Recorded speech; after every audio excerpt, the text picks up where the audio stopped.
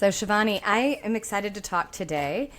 We were speaking just a few moments before the podcast started recording, and I was sharing a little bit about having spent a little tiny bit of time in India studying Ayurvedic medicine, meaning I had about enough to be dangerous, probably, and just some very cursory knowledge. And we're going to talk about Ayurveda and herbs and how to transition in menopause. But I'd love for you to kind of share your story. People's stories are so amazing, and it helps us connect with our own self when we hear somebody else's story. So how'd you get into this? Sure. So I grew up in Houston, Texas, to an Indian family. My parents had just emigrated from India. And when I grew up, I found that I was always the one who was car sick, air sick, seasick. Didn't matter what was going on in the world, but I was sick. And so it was interesting. In the US, I would go to the doctor and they'd give you a prescription. Like they'd give you an antibiotic to get you better from your cold or whatever. But when I went to India, the whole approach was different. Every year I'd visit my grandparents' homes and my grandma would reach into the spice cabinet and she'd put turmeric and ginger and hing and these different spices that were kind of stinky together into a tea, and she'd make me drink them and I would be miraculously better. And so I kept growing up in this world where in the West we went to our Eckerd's pharmacy back then, which is now CVS. And then here in India, it would be like teas and spices and foods. And I kept saying, what's right? What's right? Like, who's right here? And it took me much later till I was older to realize, you know what? Through the process of living in the West, I've taken antibiotics like 50 times as a kid. That was just the way it was back then. When you had a cold, you just get a prescription. And by the time I reached college, I realized this is a gut health issue. This is an immune issue. And I looked at my parents when I was in India and said, you know, we're in the land of yoga and Ayurveda. I think there has to be a different way towards health because the current one's not working. And so I went on this journey through India. I went to Pune and Mumbai. I went to South India, and I really studied Ayurveda with this critical eye of like, will this system help me? Will this work for me? Or is this all ancient and has no application? And the more I applied Ayurvedic wisdom to my life, I healed my gut, built an immune system of steel that I get to enjoy now. I'm fully defended against colds and things that come by. And I also have built this level of vitality and health that I never had before. And so I have this deep gratitude for what's possible when you truly invest in a detoxed, healthy body. And so now I'm just an evangelist of Ayurveda, trying to teach the world, use this system and take its tools and fit them into your life. Yeah, I love the whole idea of that. You know, I got into this industry as a second career, but I grew up as a Christian Scientist, so we didn't do medications. So I took care of, it was teas, recovery, sleep, healthy foods. And so, I didn't necessarily listen to a white coat and go, oh, they've got every answer. But, I've always been fascinated by Chinese medicine, Ayurvedic Absolutely. medicine, which essentially says the practitioner is only good if they keep you from getting sick, which I think our medical system would be so much better served if that's how reimbursement really helped, really was managed, in the insurance world. But that's a whole nother discussion. True. So let's get into the discussion about Ayurveda and the doshas. I'd love for you to explain like the different constitutions that sort of set up how you're born, and then we can talk about like how those change over time. Absolutely. So Ayurveda is an entire system of health, healing, and medicine from India that's over 5,000 years old. And similar to Chinese medicine, where we have acupuncture and herbs and things like that, in Ayurveda, we have a lot of big toolkits that we use that are preventive, that help us build this preventive integrative health. And one of the biggest concepts we have is the doshas. The doshas is predicated on the 5 elements. And Ayurveda teaches us that we are part of nature, nature is part of us. And so the constitutions are Vata, Pitta, and Kapha. And those 3 doshas, those 3 constitutions are what we are. So we're born with our what we call prakriti, our template of who we are. It's the combination of our parents. We came in with one constitution. And then throughout life, different imbalances, changes, different traumas that can happen can shift us out of balance. And our job is to get back into balance. And so Vata dosha is air and ether. So it has all the traits of air, constant movement, dryness, and things like that. So a Vata person is going to tend to be thin and wiry, taller or shorter than everyone in their demographic. This is someone who goes 100 miles a minute. They're always in motion, kind of like a ceiling fan, if you think about it, is always in motion. They are 100 miles a minute in their speech, in their brain, in their thoughts, in their actions. This is someone who in the pandemic was like, I'm running 15 miles a day. I've got to move this energy. And the rest of us were like, what is going on? Who does that? A Vata person has a tendency towards dryness in the gut. So tendency towards constipation, disrupted sleep, anxiety, and things like that. They also tend to be the artists. So this is someone who's going to create things. And they also have a tendency towards starting things, but not finishing. And what's interesting is Vata is not just a dosha, but it applies to our seasons throughout the year and seasons of life. So later when we talk about perimenopause, menopause, keep in mind Vata and dryness, that will apply to the menopause phase and transition of life. Then the second dosha is Pitta. And Pitta dosha is fire with some water. So when it comes to Pitta, you're going to have someone who is medium-bodied, reddish tone, reddish hair. Sometimes they have early graying. This is someone who is fiery in their personality. So sharp, intellectual, go-getter, ambitious, all those words. Tends to run inflamed, tends to love spicy food and run hot. And the negative traits of Pitta are when a Pitta person is upset or out of balance, they're going to explode, erupt, burn out, all those things. And so that's Pitta. And then you have Kapha. Kapha is someone who's bigger boned, stronger, can lift heavier. This is someone who is very one thing at a time. So earth energy and water. So that very like grounded energy, caretaker energy. They talk a little bit more slowly, do things one thing at a time, have round features, round face, curly, oily hair, round eyes. And a Kapha person can have a tendency towards a slower metabolism. And so our job is to get that Kapha energy moving, get them supported. Kapha gets the best sleep of all of us. They can sleep 8 to 10 hours and wake up really late in the morning because they've got this heavy, deep slumber going on. And so it's interesting because these constitutions, every one of us has a primary or a secondary out of these constitutions. As you listen to it, you might have felt like, oh, I kind of feel like I know which one I am. And I have a whole dosha quiz available for people to take.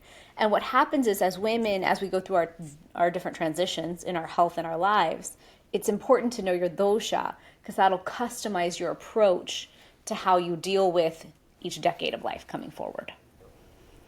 Yeah, so obviously we're kind of born with this predisposition. And I remember when I went through my Ayurvedic sort of evaluation that I was told I was predominantly Vata when I was born, but my environment made me Pitta, because anybody that knows me knows I'm extremely Pitta, right? And I was like, okay, I can probably see that. I have a little bit of both, but definitely, I never would have picked Vata as my initial, so environment obviously influences that. But then there's time periods of life, right? Like childhood, teen, adulthood, and then as we get older, I like to say more seasoned. Yes, I like that. Yeah. So when we get older, when we age, we go into a Vata phase of life. We start more Kapha. The whole middle section is Pitta. We're meant to grow, study, build our career, earn, do all those things in Pitta time of life. And then that transition, Pitta to Vata, that happens. Vata can happen a lot when it comes to menopause because there's so much change happening in the body. And I've heard you speak on different podcasts and things like that, where this transition is a big deal. Estrogen dropping in the body, so many different biochemical changes are occurring. And today, as I was thinking through perimenopause, because I'm 44, I was like, you know what? It kind of feels like you're rock climbing up Mount Everest and you're falling down the side of the mountain. Like you're not able to grip and keep up with just going upwards towards your goal. You backslide. And I think that that's very much because there's such transition in the body. And what Ayurveda gives us is it gives us an entire toolkit to stay more grounded, more supported, more nourished. It's almost like we have to triple down on the self-care and the investment in our health as we're growing older. And I feel like most of us don't want to do that. We want to just say, you know what, I've done a lot. I've raised my kids. I've built my career. What do you mean I have to do more in this department? But what's beautiful is Ayurveda gives us those tools. Ayurveda teaches us, look at this time of life. It can be very drying. It can cause anxiety. It can affect gut. It can affect sleep, all these things. But let's customize a plan. And so the Vata person would reach more for those grounding, nourishing techniques, use more ghee and more healthy fats to deal with the dryness of that transition season, perimenopause, menopause.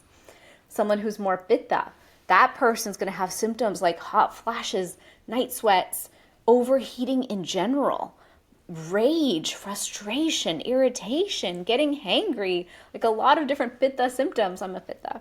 A lot of Pitta symptoms can come up. And so our job is to keep cool. Coconut water, yogurt drinks, like everything cool, fruit and summer foods that will keep you cool in the system. I kind of think of Pitta as like a nuclear reactor. Like we have to manage the non-explosion of this reactor. And then Kapha will feel this time and say, you know what, I feel more dull, I feel more fatigue, I feel more tired through this transition. And our job is to support them. Lighter foods, cooked warm foods that are easy to digest, and really support that metabolic health so we don't get insulin resistance and things like that. And so really understanding that we have seasons of life as we get seasoned, as you called it, and understanding that we have different customizable approaches we can use based on our primary dosha. Yeah, so because you've alluded a little bit to that, like Kapha needs to eat more grounding. We give some really concrete examples of, okay, if you sort of fit that Vata person, right, that Vata constitution, give some really strong examples of what foods, because I find, and I would say this is true, is that whatever your primary dosha is you are often onto the things that make it worse, not better. And so it's almost counterintuitive because the things that rebalance you are the things that you probably wouldn't pick on your own. So let's talk about that because I think that's super important and often missed. It is. So a Vata person's diet, they tend to eat like a bird. They tend to start their day, they can just live off of coffee, green juice, tea, beverages. Maybe they snack a little, they nibble, but they never actually have big meals. And so my homework for a Vata person is I need 3 grounding meals. I need a consistent schedule. When we talk about circadian rhythm, I'm building your rhythm through grounding foods and meals. I want an avocado a day, whether it's half now, half later. Bring in the healthy fat, bring in the nuts, bring in ghee into your food. We're not going to live off of salad all day. Like really, I need warming meals, maybe more fall foods, root vegetables, bring in some beets or some sweet potatoes. And initially, a Vata is going to revolt against this idea because they're like, oh, no, I survive great on my crackers and hummus, and I can eat like that until dinner. But the moment we ground Vata energy, all of a sudden, brain comes online in a new way. Projects get completed, anxiety dissipates, gut health can recalibrate. And we know there's such a powerful gut hormone connection. And in Ayurveda, the whole system is built around gut health. So we have a huge toolkits around gut health and recalibrating the gut. And so our job with Vata is that grounding element. Then with Pitta, cooling foods. So a Pitta is going to do all the things that we shouldn't do. I love hot chili on everything, hot sauce on everything. We love fried food. We're big eaters. We have this huge appetite. We get hangry and we have the digestive fire to be able to eat. But I find that as we're going into our 40s, 50s, and beyond, we all need to moderate food a little. And the Pittas have to moderate, which is tough because we want to keep eating and eating the fun foods that we want.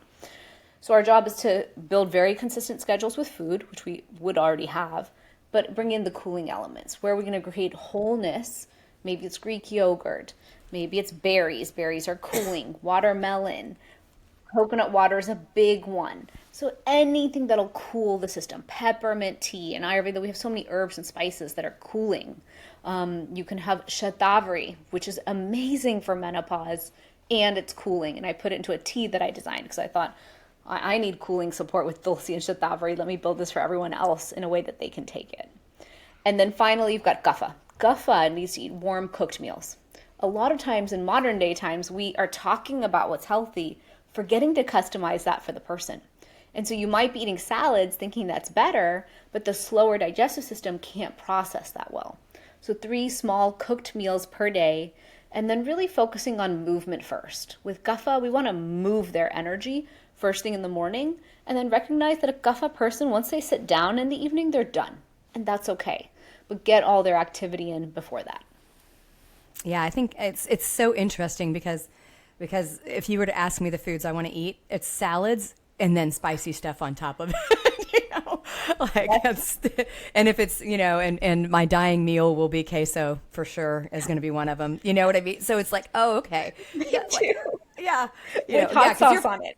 Yeah, with hot sauce, exactly. Jalapenos, maybe serranos, and I know that I probably should chill out on that, but I'm like, this is my indulgence. I'm going to eat hot food, and my husband's way worse than I am. His food's so hot, people can't even believe he eats it.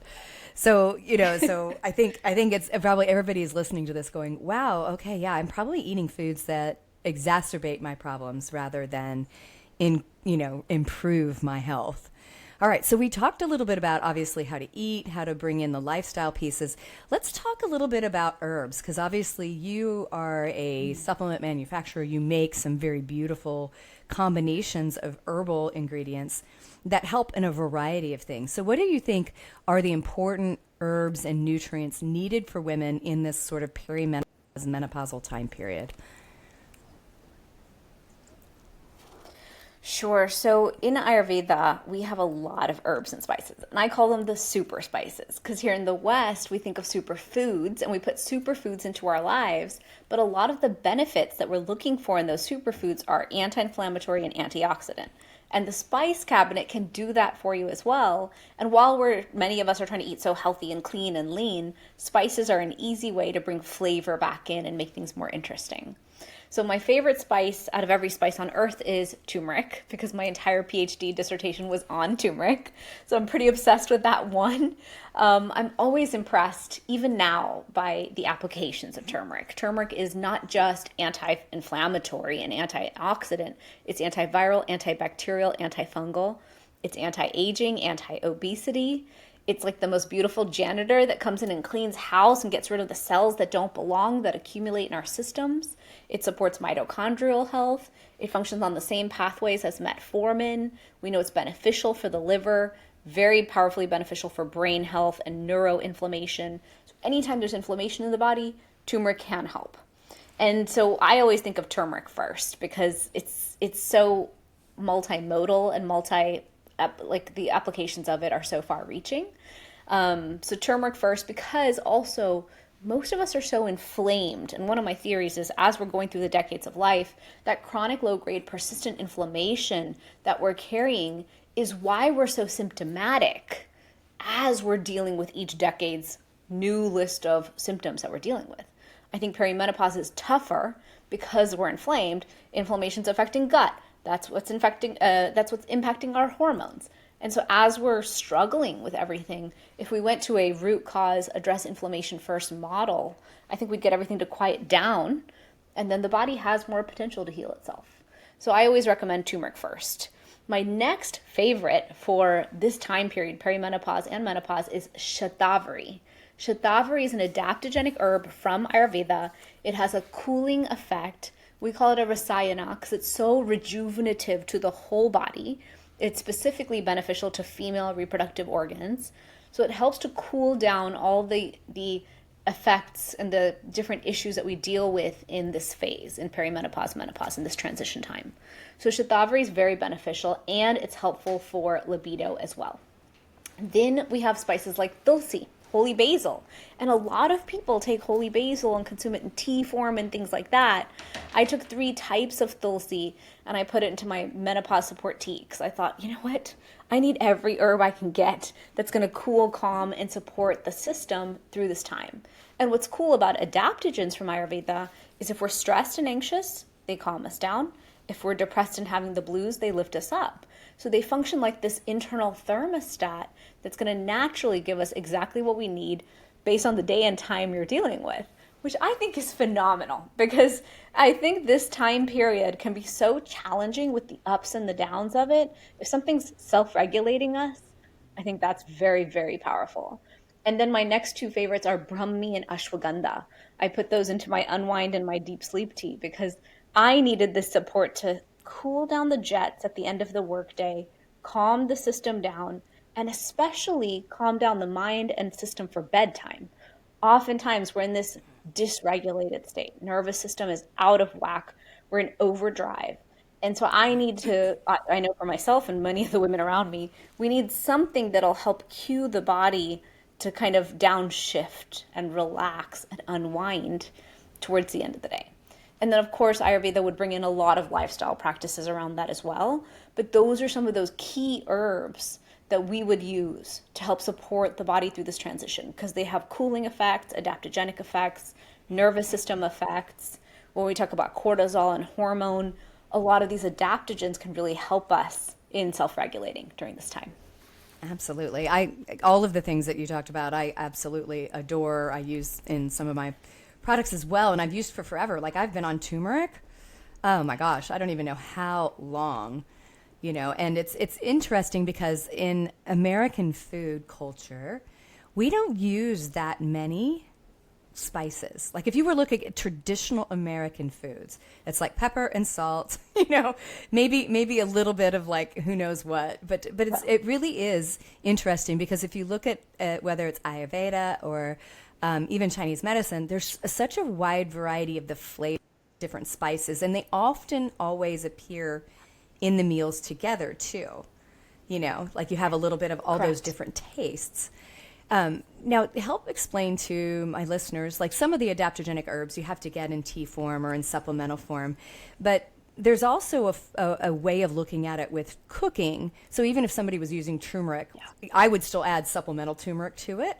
But how can people look at the culinary richness of Ayurveda and go, oh, I'm taking turmeric, but how can I also utilize these in foods in a way that's meaningful? Absolutely. What's cool is the entire Indian cuisine is built on using these Ayurvedic spices. And so when I was sitting in my Ayurveda master's classes, I was like, what? You're telling me my diet is so perfect and it has all these spices already in it? Every single one that you're teaching me is beneficial? That's amazing. So when it comes to Indian cooking, if you pull up any Indian recipe, it'll say, start the dish with ghee, add your cumin seeds to support digestion, add hing, which is one of my favorite pungent spices to support the digestive process of the foods. Then only will you add in your lentils or your beans, because we're using the spices that are going to support the digestion of that food for the body. Then we use a lot of spices in our what we call masala. In the different Latin cultures, you call it sofrito.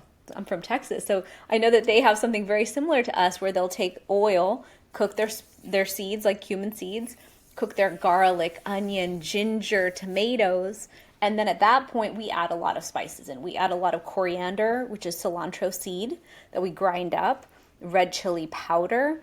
We use turmeric, of course, because turmeric has so many benefits, salt, and then our garam masala spice actually has black pepper in it. So it's interesting that thousands of years ago they were already understanding that fat with curcumin or turmeric is beneficial, and then turmeric with black pepper is also beneficial. And so what I teach people is, look, add spices to your food. Each one has a benefit. They have these synergistic effects together. So even if you start cooking like chicken tikka masala twice a week, or buttered chicken, or any of these dishes but in a cleaner way at home, you're going to be incorporating these spices into your life. And then when you go to take the supplement, for example, a turmeric supplement, what most people don't realize is out of the entire turmeric supplement, only 3% is the curcuminoids.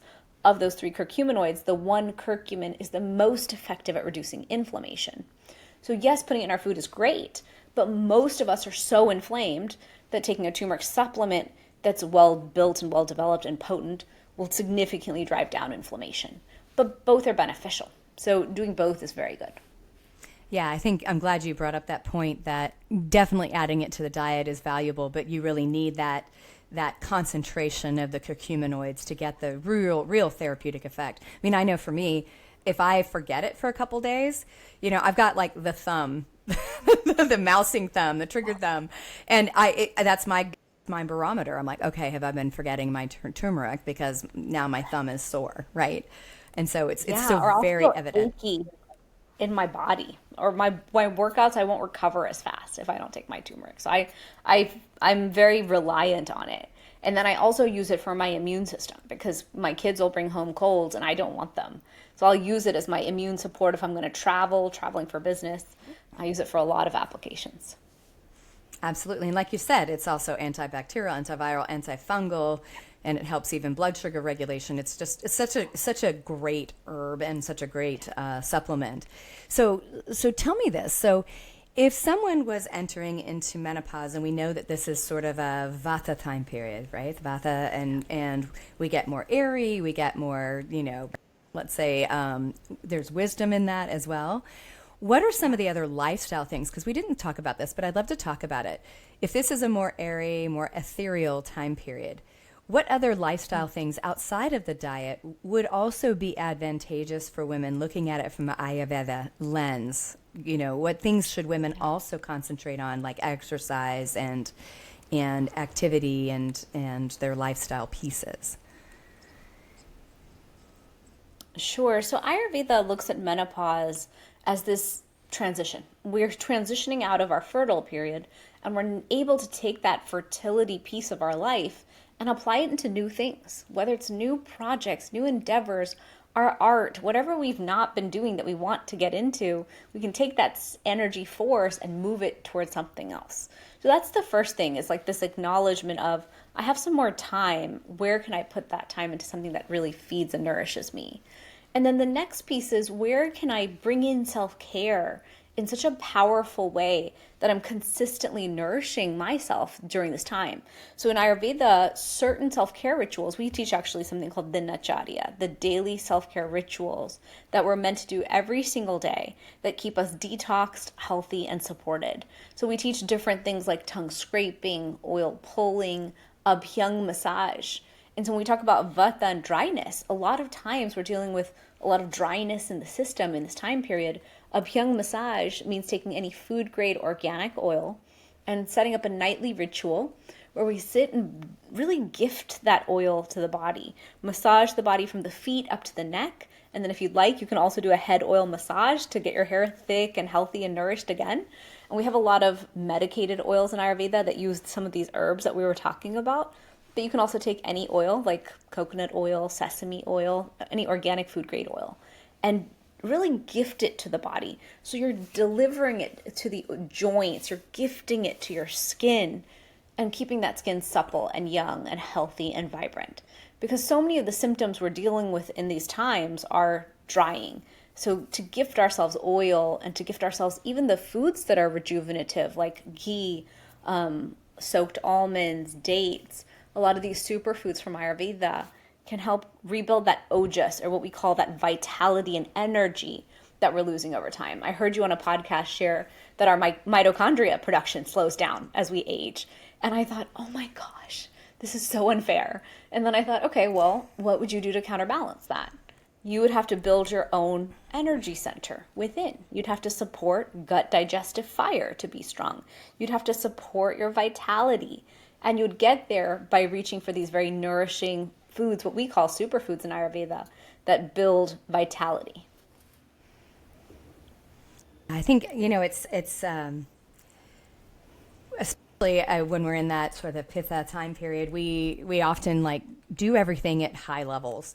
I'm going to go to Orange Theory 5 times a week. I'm going to crank out, running marathons and triathlons. And this is not the time period to do that. It's actually very, very different. And it's more about nourishing and slowing down so you can create, I think, you can become this creative individual. It brings me to, I don't know if you follow Dr. Lisa Mosconi's group out of the Weil Center, but they did studies of women's brains imaging over the course of, decades, right? So starting in your 30s all the way through your 40s and 50s and beyond. And for the first time, they captured what happens in a woman's brain as we go through menopause in imaging in the same woman. And first, they found that there was more receptors for estrogen as we go through menopause. But the thing that I thought was really interesting is that our brain actually remodels the neural pathways. So think of it as you've got all these highways and roads and all these other things. The brain actually sort of pops all those loose and then starts to reimagine and rebuild it. And one of the things that they found was that our frontal lobe and our creative centers of the brain get massively rewired Whereas when we're fertile and we're managing children and other things, the wiring to the amygdala, which is your kind of stress response and your awareness, vigilance, is heightened, right? So that's why you get brain fog during pregnancy. That it's because the brain rewires. But we are actually rewiring to move into this Vata time period from a neurological standpoint, which is so cool, right? Because Ayurveda got it, 5,000 years ago. Yeah, Ayurveda said take this time, do yoga, do pranayam, do deep breathing, do amazing self-care, make space and time for this because of what you now have time to do, which is those creative endeavors. And I think about it, it's interesting. My kids are older now. It just got easier, and I do have more time and space to make sure I get my yoga in and those things. But I think we have to let go of the rat race pace that we had built for ourselves and then make room for this. And it sounds kind of woo-woo and kind of nice, and I'm sure some people are like, I have to work, I have to do what I have to do. I get that. I have a company and I work. But it's like, can you take that little bit of space that you just got and use it to really self-nourish? And see what that self-nourishment of self-care and using adaptogenic herbs and all these things we're talking about, what is the gift that gives back to you so that you feel so whole and nourished through this transition, which we all deal with differently. Some of us can gracefully walk right through, and some of us hit every wall with it and have to triple, quadruple down on self-care and shift our workout and our lifestyle and everything. And so it's cool because Ayurveda says circadian rhythm first, live in rhythm with nature, no matter what, and you will adapt to each of these time periods. Yeah, no, it's you're exactly right. And I've been saying on my podcast for a long time that I think women in this age, when we feel good and we feel energized and we feel grounded, we could really change the world, right? Because we have this extraordinary wisdom that no other group really has. And I feel like if we can just get out of our own way and feel great, we can influence what's going on in the world today, whether you like it or hate it or whatever. I think it's missing that really strong feminine energy, particularly from this time period, and it always has, but especially now, it seems like it's so needed. Absolutely. I totally agree. I totally agree. So tell our listeners a little bit about how they find you. What ways can we make sure that they number one, know about your formulas, and then I know you have a free gift, so I'd love to talk about that as well. For sure. So if they go to drshivani.com, it's Shivani, on there you'll find the dosha quiz, so you can learn your dosha. You'll find my anti-inflammatory cookbook is right there, full of recipes. Like we're talking about Indian recipes that you can use. I have some special recipes in there that incorporate turmeric and all the spices. And I'm on Instagram as @Dr.Shivani Gupta, and you'll find my Fusionary Health podcast there on my YouTube channel.